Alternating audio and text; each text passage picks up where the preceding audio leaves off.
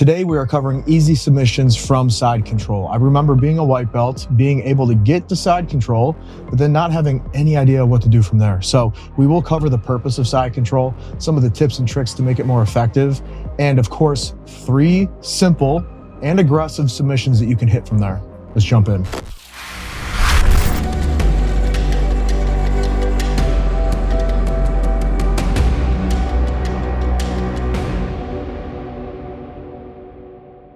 Now, the first one we're covering, the paper cutter choke, is special to me because this was the very first submission I was ever able to hit while sparring. For those of you who've been here for a while, you know that I like to cover techniques and submissions that if I mess them up, they don't put me in a compromised position. So low risk, high reward. The paper cutter is exactly that. It's not hard to do, and actually it can be very mean if you add an extra element to it, which we're gonna cover. Before we jump into these, all of these submissions will work in gi and no gi. I'm showing them in the gi, and where differences apply in no gi, I will cover that. So as you can see here in this example, I'm in side control. I take my north side hand, which is the hand that's closest to my opponent's head, versus south side, which would be the hand that's closest to his feet. So that north side hand very lightly and gently crosses over his neck. Now, the act of this can be threatening, but I don't want to be aggressive with this because if I telegraph too much and I'm rough, he'll begin defending right away.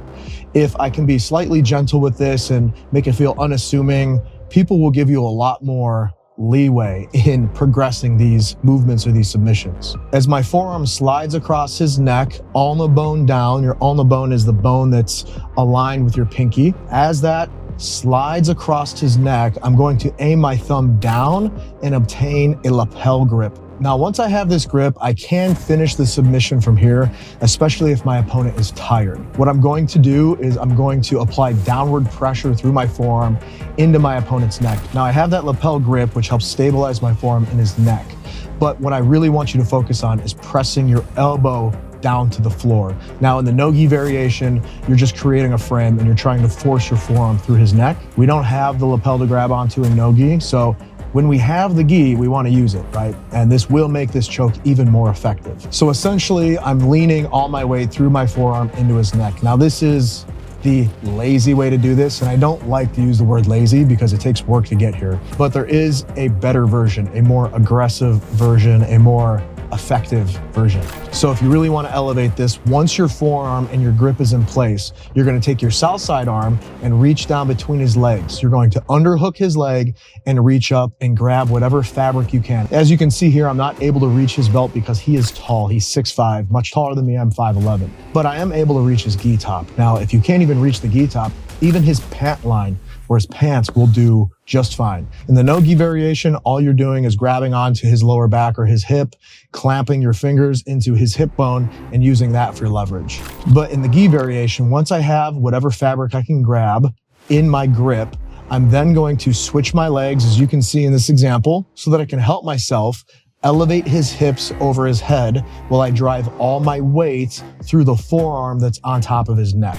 When done properly, you're going to apply an immense amount of pressure to your opponent's neck while at the same time trapping your forearm between his chest and his chin. If you look closely, I'm closing that gap between his chest and chin. So if you can get your forearm in there and close that gap with that space taken up, this becomes very painful and very tight very quickly. Every now and then, of course, you're gonna come across some cyborg that's just a little bit harder to choke or submit, someone who can eat pain a little bit more efficiently. And in these cases, you're gonna have to hold this a little bit longer, but with a little bit of patience, this can be a very effective submission. The nice thing about the submission is that it doesn't require a lot of technical effort. It's relatively simple, and it allows you to use your body's mechanics in a very powerful way to achieve the desired result. And if you mess it up or somehow you don't get the tap, you're still in side control. You're still in a top dominant position. So this is a great one to start working into your repertoire. As I stated earlier, this was the very first submission I was able to hit in sparring, and I'll never forget that. So give it a try. If you haven't already, I think you'll like it. Next up is the Camel Clutch. Now, I've heard this one called many things, and I've covered this in a previous video where we called it a spine stretcher. One thing that you're gonna notice if you're new to jiu-jitsu is that certain submissions, certain techniques can have multiple names. Don't let that throw you off. The technique still applies. Now, as you can see in this example, I'm in side control. Now, I need to switch to Kesekatami. So as you can see, I need to staple his far side arm to the ground. Once that's stapled, I can switch my hips so that my hips begin to aim up at the ceiling and get that underhook around his neck. Now, once I'm here, I'm not letting my butt touch the mat. If I'm sitting on the mat, I'm doing him a favor. What I want to do is make him carry my weight. So what I'm going to do is apply a little bit of pressure into my heels so that I can pick my butt and my hips up off the mat, which applies all the weight from my upper body into his torso. Will you get a tap from this? Probably not, but jiu-jitsu is very much a game of chess. And if I can do anything to gas you out along the way while I hunt for submissions, you better believe I'm gonna take that opportunity. And this is a perfect example of that. So I've switched to Kesekatami. I'm now having him carry my weight. I also like to make sure I'm putting a little bit of a bend in his spine. I don't want him to be able to lay his head flat on the mat. I don't want him comfortable here. So as I apply my weight to his torso, I'm also picking up on his head a little bit to take his spine out of alignment. Now, once I'm in place and his torso is carrying my body weight, the arm that I have wrapped underneath his neck, that hand is going to reach across to my same side leg and grab the tendons behind my knee. I like to call these guitar strings because if you feel those, they're very thin but very strong. So I grip into those guitar strings. Now from here, my other arm is going to reach back and grab his closest leg. Most of the time, this will be the same side leg. So if you're laying on his right side, it'll be his right leg. If you're laying on his left side, it'll be his left leg. But every now and then, people will try to escape from this and they'll try to hip switch where the hips aim at the ground and they try to build a base. In this scenario, his other leg will now be closer to you. You don't need to spend a lot of time worrying about which leg it is. All you need to do is to get one. So with a quick look over your shoulder, you're going to reach back and grab the closest leg with an overhook. Once you've obtained that overhook, your hand then goes to your inner thigh. You do not need to grab the tendons or the guitar strings of this leg. All you really need to do is palm your inner thigh.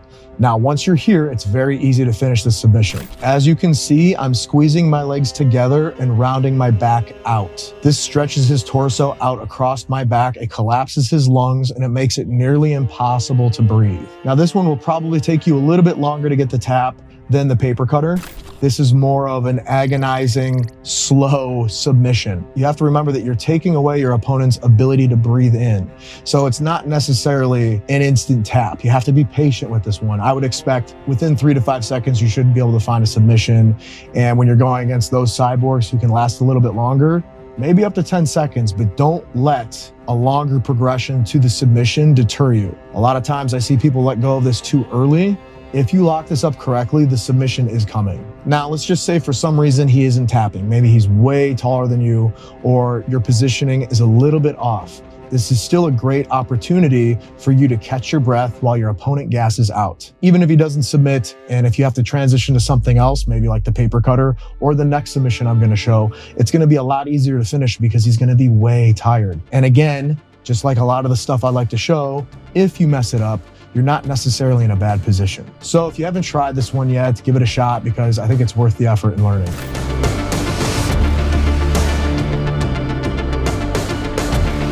All right, last but not least, the pressure cooker. Again, you've probably heard this called something else at some point.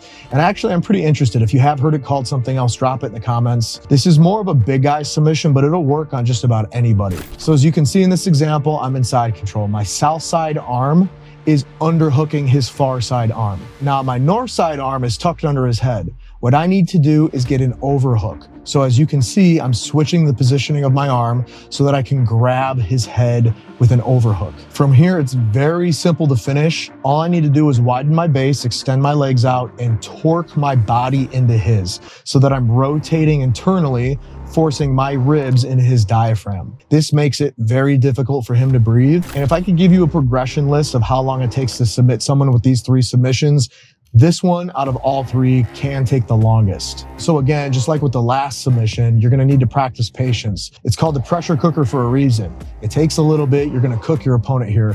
Even if he doesn't submit, you're going to wear him out. He will be exhausted if you decide to let go of this and move to something else. Now, one way to make this even more effective is if you're able to grab his chin when you get your overhook around his neck. If you're able to grab his chin, you're going to twist his chin away from his body, as you can see here. So as I torque or turn my ribs into his diaphragm, I'm also putting a twist in his spine and a bend in his spine. Plus, with my hand being underneath his chin, I'm almost getting a slight guillotine effect here, where it's going to make it very hard for him to breathe in.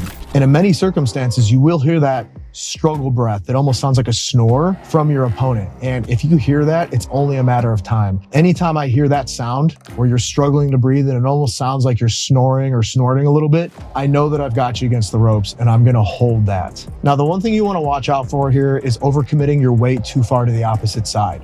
If you wrench this really hard and you overcommit, you're going to be really easy to sweep, where all he really has to do is just sit up and base out. So it's definitely worth the practice and the mistakes. But just like the rest of these, if you don't overcommit your way too far to the other side and you don't happen to get the tap, you're still in a great position because you're on top, you're in side control. You can transition to the paper cutter or the camel clutch and a numerous amount of other submissions that are relatively easy to hit from side control, which would make a good part 2 if you guys are interested in that. So always let me know if you guys are really liking a topic I'm covering, if you want a part 2. As you've seen in the past, if you've been with me for a while, I will cover part 2s.